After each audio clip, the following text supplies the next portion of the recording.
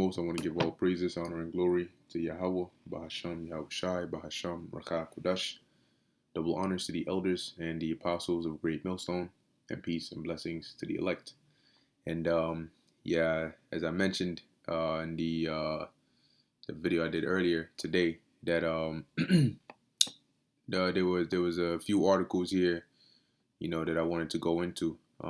Two of them in particular, of course, dealing with Europe, as is, Europe has pretty much been in the news a lot lately because of everything going on over there, dealing with inflation to energy crisis to poverty to all of these things, civil unrest, that's going to ensue after. But before going into that, I wanted to read this real quick, and this is in the book of Matthew, chapter 24, verse 3, because prior to all of this happening, which is why we always speak about prophecy, prior to all this happening, and this is about what, roughly around 2,000 years ago. This is this is what the Lord said. Okay, Yahushua prophesied about these things happening the same way he prophesied about 70 AD. And those that didn't take heed, they realized that the prophecy was true, but they got caught up in it, and some of them took heed and fled. Now this is the book of Matthew 24:3. It says, and as he sat upon the Mount of Olives, the disciples came unto him privately. So as the Lord sat upon the Mount of Olives, the disciples came unto him, right? Saying, tell us, when shall these things be? And what shall be the sign of thy coming and of the end of the world? So the disciples wanted signs. They wanted to know what is going to be the sign of thy coming, meaning when your return, right? How are we going to know what's going to be the signal and the end of the world? Because they knew that the return of the Lord, the next time that he was going to come, would signal that the end of that age that he would come in. And the Lord is coming in this age, so that's the end of this age, and it's going to bring in the beginning of a new one. It says, and Yahushua answered and said unto them, take heed that no man deceive you, for many shall come in my name, saying, I am Hamashiach, which means anointed, and shall deceive many, as we see going on, right? Many false teachers leading people astray, and of course the Lord has put a spirit on a lot of people to fall for it, but not the elect. So it says, verse 6, and ye shall hear of wars and rumors of wars. See that ye be not troubled. And that's what we've been seeing and hearing for a while. The latest one was between Russia and Ukraine. Okay. And then now they're talking about Taiwan, China, US, Israel, Iran. You have intentions between Turkey and I believe Greece. So we're at that time. It says, see that ye be not troubled, for all these things must come to pass, but the end is not yet. So don't lose your mind. Don't panic, or in the other sense, don't get overly excited. Because, for example, the wars and the rumors of wars, we know that there's going to be a third world war, but there's a phase where you hear of wars and rumors of wars, but it's not that very moment that the war of all wars, the third world war, the war of Armageddon is going to take place. So that's why the Lord said, but the end is not yet, meaning you're going to hear of wars and rumors of wars, but they're not going to lead directly to a full-blown nuclear war, because there are things that have to happen before that. For nation shall rise against nation, and kingdom against kingdom, and we're seeing that now. And there shall be famines, we're seeing that, and it's going to get worse. And pestilences, diseases, we're seeing that, and it's gonna get worse. That MP is still coming. It's still climbing fast. Wait till around the end of the year. Wait till around January. You'll see how it makes its way into the media. It says, for nation shall rise against nation, and kingdom against kingdom, and there shall be famines and pestilences and earthquakes in diverse places. All these are the beginning of sorrows. And what is that time period of sorrows? The time period of Jacob's trouble. Okay, so now that leads us into this first article. And it says here, EU citizens, not just UK, EU, the European Union, citizens face mass poverty. Now, what's interesting is this this affecting EU, which EU is a part of the beast. But it's very interesting how they're being affected so hard. Because we know that the way these devils move, they bring change through crisis.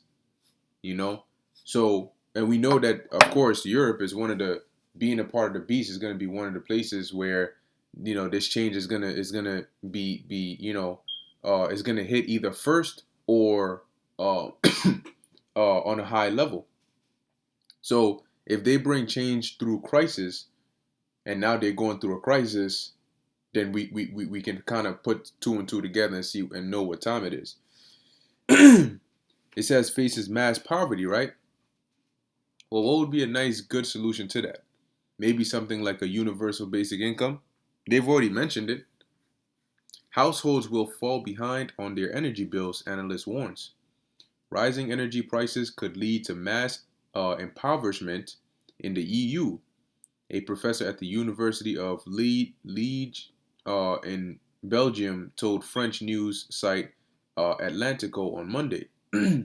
Damien Ernest warned there is no indication that the situation will improve after this winter. EU households will fall behind on their energy bills, Professor Damien Ernest says. According to him, the perfect storm that has formed in energy markets is expected to have a major economic impact on households and businesses. Ernest suggested that in Belgium, households on average will be paying 10,000 euros or $10,000 equivalent here a year for power and heating. That's a lot of money. The energy crisis will be far worse than the 2008 financial crisis and the oil shocks of. Matter of fact, let me jot that down. I might just use that as a title. Let me actually just write it here so I don't forget it. Yeah, it's right here. Seems like a good title. Let's place that right there. All right. Sometimes you forget, you have a good title and then you forget it or you change it up a bit, but at least we got something we're working with. So it says here, this will have economic consequences, especially for purchasing power, and lead to financial constraints. With such a jump in energy prices, it will be impossible to control inflation, Ernest warned. Power prices in Europe have continued to reach record highs, intensifying the region's energy crisis and stoking fears about access to electricity and heating as the winter begins to cool. So, looking like a lot of people are going to be freezing as well, because eventually you go from deciding whether you let's lock here. Eventually you go from deciding whether you will be either freezing or starving to whether to the point where you can't do either. You're pretty much gonna be you either afford food and freeze, or you afford heat and starve, or you get to the point where you can't do either or, and you're suffering, you're starving, and you're freezing. So it says the next article here: prices in UK stores soared to 17-year high. All right, now it says here, food costs have seen biggest increases. And there you go with the food again. Store prices in the UK have jumped 5.1% year on year in August from 4.4% in July, posting their highest growth rate since 2005.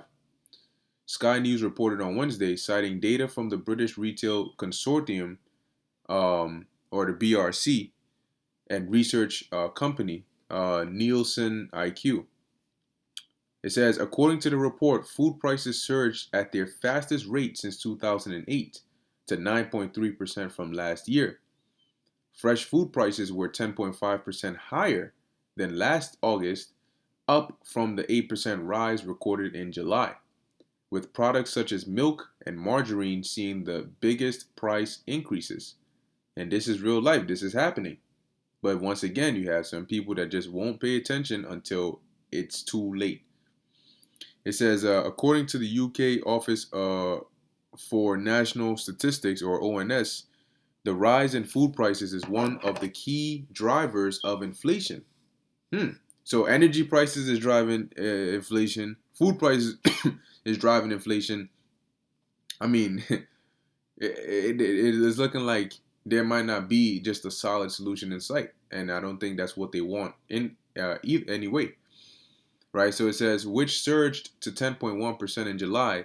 Some analysts warn it could exceed 18% or even 22% next year if energy prices continue growing. According to BRC Chief Executive Helen Dickinson, the outlook is bleak for both consumers and retailers. She noted that businesses are likely to support customers through discounts to vulnerable groups, expanding value ranges, fixing prices of essentials, and raising staff pay, but said that there is only so much they can shoulder amid soaring costs. Yeah, there's only so much they can do. And then it's not staying in one place. It's continuing to grow. That's the problem. It says Mike Watkins, head of retailer and business insight for Nielsen IQ, suggested that this level of food inflation, to be with us for at least another 6 months. Sheesh, wonder what it'll look like then. It says, with further falls in disposable incomes coming this autumn, as energy costs rocket again, retail spending will come under pressure in the all-important final quarter of the year. So it doesn't look like it's going to be a very Merry Christmas this year, but more so maybe a dark winter. A very dark and unhappy winter with a very likely chance of civil unrest, taking place. But pretty much this is what's going, and this is what's going on, and it's good to keep your eyes open, and to watch and to see, pay attention to these things, because they're happening, and they're gonna get worse, and they're gonna get worse, and soon they're gonna affect you. Don't wait till it hits home before now you want to pay attention. But anyway, with that, I'm going to end it here. Lord willing, that was edifying to the elect. In closing, I want to give all praises, honor, and glory to Yahweh, Bahasham, Yahweh Shai, Bahasham, Rakha Kudash. Until next time, Shalom.